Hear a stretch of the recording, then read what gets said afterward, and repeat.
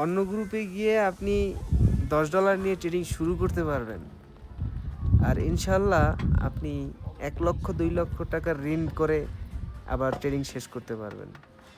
এটা আমি বলতে পারি, একটু আমার আত্মবিশ্বাস আছে। বিকজ প্রথম অবস্থায় যখন আপনি $10 নিয়ে ট্রেডিং শুরু করবেন, ওই টাকা দিয়ে আপনি প্রফিট করতে পারবেন না, ওই টাকাটা আপনি লস করবেন।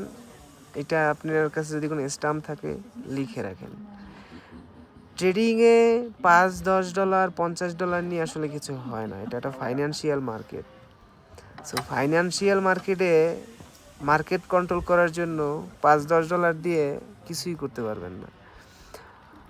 আমেরিকান বিলিনিয়াররা $1,000,000,000 ইউজ করে তারপর তারা মার্কেট কন্ট্রোল করে, আর আপনি সেইখানে আসছেন মানে বিশাল বড় সমুদ্রের ভিতরে